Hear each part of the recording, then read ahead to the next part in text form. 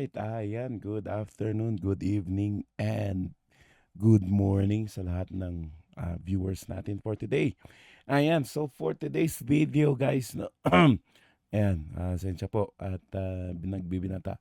Ayan, so for today's video guys, mag-unbox lang po tayo. And of course, i-try natin agad mamaya on itong 70 Mai na dashcam, no? 40K, 40K na po siya. And of course, yung model niya is A800 SE. Ayan, so ito po ayan. So, buksan muna natin. Ayan, 70 Mai, yan po yung ODB. OBD pala. Kaya lang hindi pala pwede sa sasakyan natin. So, kinonvert na lang po natin as charger. Yang ano natin. Ayan. Okay. So, yan ang ating OBD.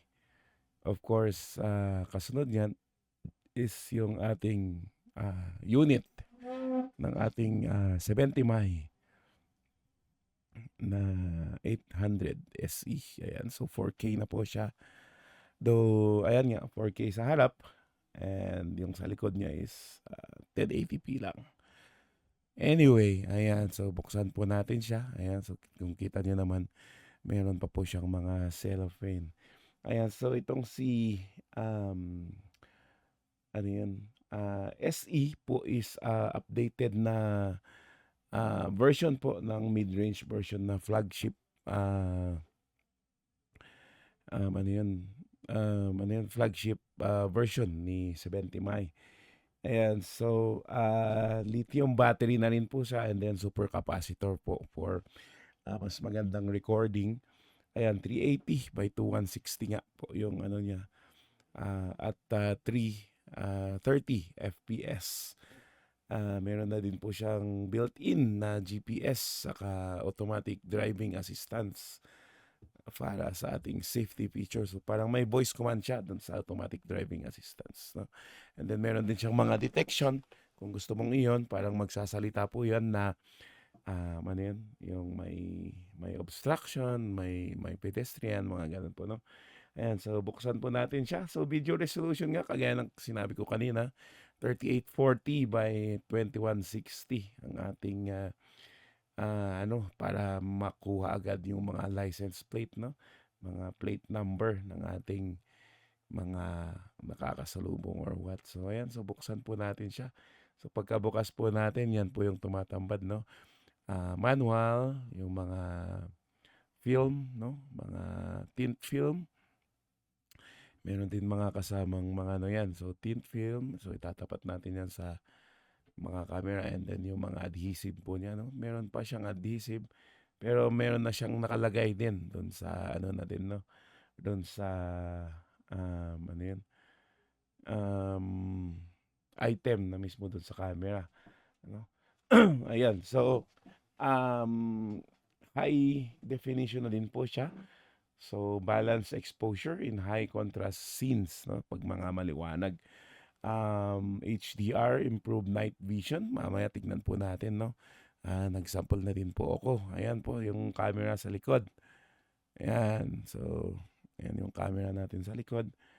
Ayan. Sabi nila, ano ba yung super capacitor design? So, ito po is, it replaces the traditional po na lithium battery na meron po siyang super capacity na kaya niyang i-withstand po yung extreme temperature for and offer longer lifespan po, no? Ayan, so emergency recording meron din po siya. Parang halimbawa kung hindi siya nagre-record, so pero may voice command din po siya na for emergency recording, no? Ayan, so it replaces meron siyang buffer recording po na parang 3 minutes. Ayan. So, dual channel na din po siya. Ayan po yung ating unit, no? Ayan yung harap niya. Ayan. So, may mga stickers po siya. Ayan. So, advanced driving assistance nga po, kagaya ng sinabi ko kanina. 5 minutes alert.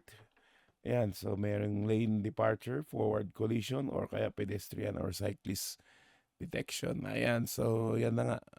Yan pa yung, yan yung, dyan mo isasalpak yung, yung camera sa harap. So yan yung ididikit natin sa salamin. And of course, meron po siyang binigay na charger brick, or charger port, saksakan ng camera or nung power niya. Ayan. And of course, meron po siyang 5 meters na na power or data pa rin papuntang camera sa likod, sa rear, Ayan. So, ayan, Okay. Ayan. So, mamaya i-try po natin, isalpak po natin, and then i-try natin. So, yan yung cable nung papunta sa likod. Ayan. And meron plastic, yung pangsungkit sa mga gilid-gilid ng sasakyan. Ayan. So, ayan, nalagay na po natin. Ayan, tanggalin natin yung cellophane habang nagbuboot po yung unit. Ayan. So, start up lang po natin. Ayan. And of course, ayan, So, ito po yung kuha nung sa harap. Ayan, pagka wide, pag maulan, Ayan. Okay, ayan po yung kuha niya, So, meron po siyang time. Meron din po siyang speed, and of course, meron siyang itong GPS, location ng video kung saan rini-record. Ayan. So, medyo maambon-ambon dyan. So, ganyan po yung kuha niya pag maambon-ambon, So, ganyan po yung kuha niyo, guys, pag gabi. Ayan. So, kita pa rin naman. Ayan, Hindi katulad ng mga iba na medyo madilim na or what. But ito po is maano pa rin po siya. Maliwanag ang kuha pa rin. Yan. Yan, Okay. So, yan. Kita pa rin yung mga sasakyan na nakakasalubong. Yan. So, pati yung mga harap, Ayan, Yun. Yan. Diba? Yun. Yan. So, pag maliwanag naman, ganyan naman po yung kuha niya. Yan, Diba? Pag sa, sa daytime, ayan, hindi maulan, fair yung weather, sunny, yan, sunny. Sunny pala ang tawag dito. Ayan. Ayan, So, ayun, nagre-record din yung speed niya. Yung speed ng takbo mo. And of course, yung ng GPS niya. Ayan. So, paakyat po tayo dyan. Paakyat tayo ng Session Road. Yun, May police. Ayan.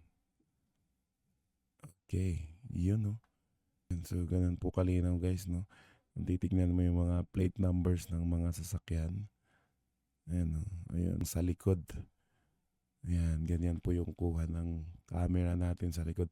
Ayan, sinadya ko po talagang mababa kasi ginagamit ko din naman to as guide ko, or a little monitor pagka umaatras or nagpa-park sa sa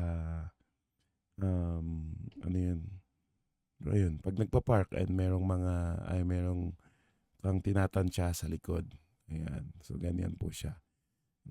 Yung mga iba kasing nakikita ko, yung rear camera din po nila is nakataas. So, kitang-kita po yung mga But in my case, gusto ko kasing makita yung dinidikitan ko. Or pag umatras po ako ay nagpa-park, at least kita pa rin po yung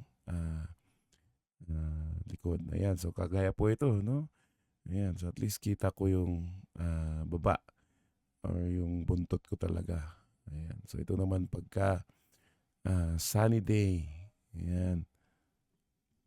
Ganyan po yung kanyang recording sa sunny day. Ayan, So, thank you guys very much. So, kung gusto nyo mag-purchase, yan, lalagay po natin yung link dyan sa baba para po pwede po kayong mag-purchase.